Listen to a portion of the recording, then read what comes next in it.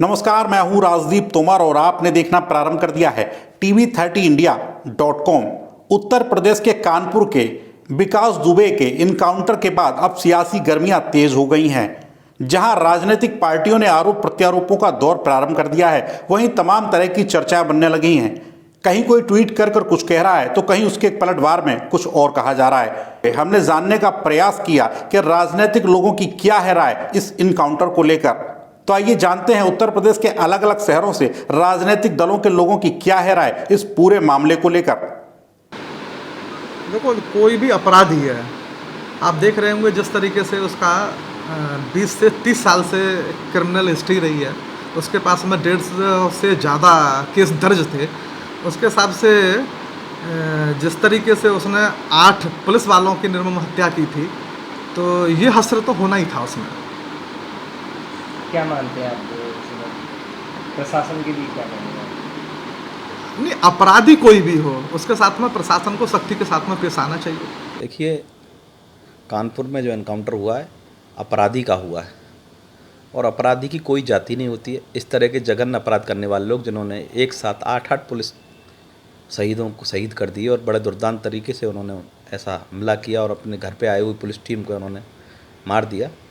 अपराधी के साथ पुलिस का यही व्यवहार होना चाहिए और योगी सरकार ने शुरू से ही अपराधी जेल में होंगे या अपराधी अपराध छोड़ेंगे या अपराधी ऊपर जाएंगे। ये कोई गलत नहीं है। अपराध करने वाले की कोई जाति नहीं होती, अपराध करने का कोई वर्ग नहीं होता। अपराधी अपराधी होता है।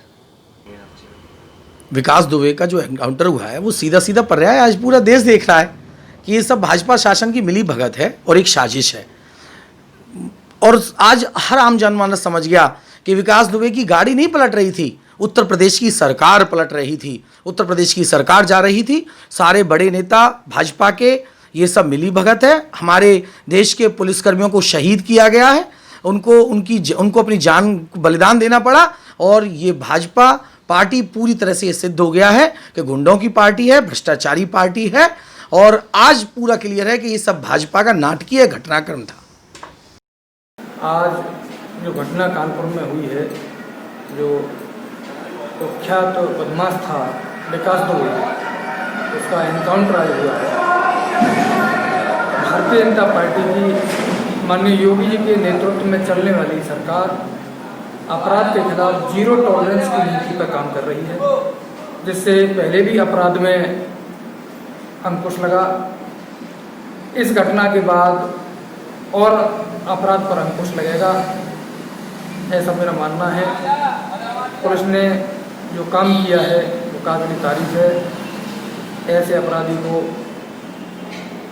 इसी तरह से सज़ा मिलनी चाहिए। इतना बड़ा अपराधी पहले तो ये खुलेआम घूम रहा था। सरकारों को इस विषय में पहले से जानकारी थी, तो उससे पहले ही सरकार को कोई न कोई रोक लगानी चाहिए इस पर। उसके बावजूद ये जो एनकाउंटर किया गया है, जैसे वहाँ से पकड़ के वहाँ लाए। अब इसमें कुछ संदेह इतना है कि इन्होंने किस तरीके से किया क्या है। अगर ये उसने हथियार छनाई तो कैसे छना लिए पुलिस से? उसको इतना सतर्क रहना चाहिए। उसके हाथ खुले हुए थे, या हाथ इतना बड़ा बदमाश है तो हाथ क्यों खुले हुए थे? इसमें संदेह का घेरा है। और ये ऐसे कर रहे हैं सरकार को, इसमें CBI जांच करा के। आम आदमी पार्टी के कार्यकर्ता हम तो यही चाहते हैं कि इसमें CBI जांच हो सुप्रीम कोर्ट के द्वारा, और गहराई से जांच करके और दोषियों को कड़ी से कड़ी सजा दो। ये क्राइम को ख़त्म करना बहुत ज़रूरी है। पुलिस ने ये तो सही किया कि क्राइम बदमाश को ख़त्म करना ही करना है, लेकिन गलत तरीके से किया जाए वो नहीं है, या सरकार के पक्ष से किया जाए वो भी सही नहीं है। तो इसमें हम यही कमेंट करते हैं कि इसकी गहराई से जांच हो, जहां भी दोषी मिले उसके कठोर कार्रवाई की जाए और इस घटना का जनता के सामने बिल्कुल खुल्लम खुल्ला जो है पार्ट दिखाया जाए कि कहाँ गलती हुई है, कैसे हुआ, सही है कि गलत है, जब ही निर्णय होगा। एक कुख्यात अपराधी जो विकास दुबे, जिसका आज हर सुर्खियों में नाम चल रहा है, और उसका आज सुबह पुलिस प्रशासन द्वारा एनकाउंटर STF के द्वारा कर दिया गया है। और मैं आज एक सपा नेता के द्वारा आपको बताने जा रहा हूं कि उस एनकाउंटर की क्या हकीकत है। देखिए, जब 2 तारीख को विकास दुबे ने 8 पुलिस के अधिकारियों और सिपाहियों को निर्ममता से हत्या की थी, उस दिन से लगातार पूरे 25 करोड़ की जनता उत्तर प्रदेश की और 125 करोड़ देश की जनता की निगाहें उस पर थीं। निश्चित रूप से जो विकास दुबे ने कांड किया था वो बहुत ही दर्दीला कांड था, उससे पूरे लोगों में दहशत थी और वो निश्चित रूप से दुर्दांत अपराधी था, इसमें कोई दो राय नहीं है। विकास दुबे की जो आज इनकाउंटर हुआ वो भी सर्वविदित था कि उसका इनकाउंटर होगा। विकास दुबे का इनकाउंटर के पीछे प्रदेश सरकार के बड़े बड़े लोग शामिल थे, तमाम लोगों के राज खुलते, इस राज को न खुल पाना ही ये आज उसका इनकाउंटर हुआ। और भारतीय जनता पार्टी की हुकूमत चाहे 2002 में जब राजनाथ सिंह हो, चाहे आज, हमेशा उस व्यक्ति ने सरकार जब भाजपा की रही तभी इस तरह के जघन्य अपराध किए और बड़ी बड़ी घटनाएं की। निश्चित जैसा कि आप बता रहे हैं कि उत्तर प्रदेश सरकार की सोची समझी साजिश थी, तो क्या ये पहले से तय कर लिया गया था? इसलिए कि लॉ एंड ऑर्डर एडीजी ने कहा था कल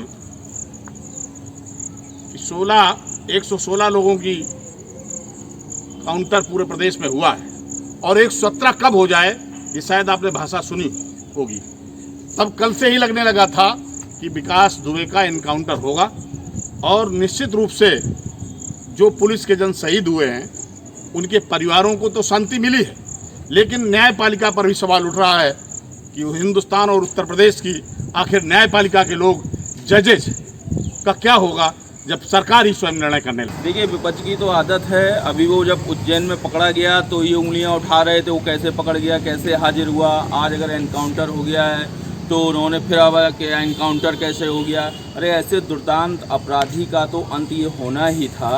वो गाड़ी से पिस्टल लेकर हमारे पचौरी जी के नेतृत्व में आ रहे थे, पचौरी जी की पिस्टल लेकर उन्होंने भागने की कोशिश की और ऐसे दुर्दांत अपराधी का अगर गोली मार दी गई है तो विपक्ष को इस पर उंगली उठानी नहीं चाहिए।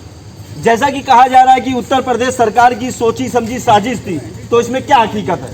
नहीं, ऐसी कोई साजिश नहीं थी। हमारे 8 पुलिसकर्मी शहीद हुए हैं, उनका बदला लिया गया है और ये बहुत ही एक उत्तर प्रदेश सरकार का सराहनीय कार्य है और ये होना भी चाहिए थे। इससे आम जनमानस में पुलिस के लिए, शासन के लिए एक बहुत ही अच्छी पहल है और उनको जनता धन्यवाद बोल रही है। ये अपराधी का देखिए अंत तो हमेशा बुरा ही होता है, लेकिन अगर ये अंत न्यायिक प्रक्रिया के तहत होता तो ज़्यादा अच्छा होता। देश के लिए, संविधान के लिए ज़्यादा अच्छा होता, क्योंकि अपराधी का तो यहाँ पर हो गया, लेकिन अपराध का अंत कैसे होगा?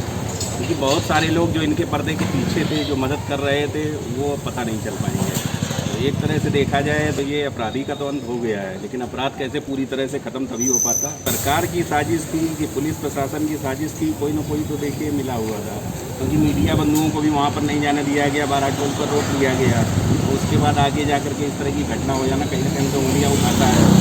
अगर पुलिस इनको पेश करती कोर्ट में और वहाँ पर सारे सबूत इकट्ठे करती तो बहुत अच्छा रहता, देश के लिए भी और हमारे संविधान के लिए भी।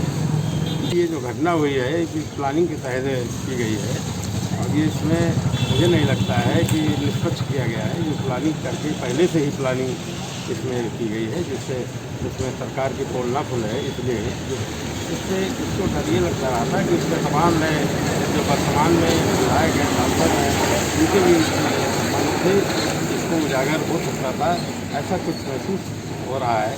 इसकी वजह से ये प्लानिंग की व्यवस्था कर दी गई।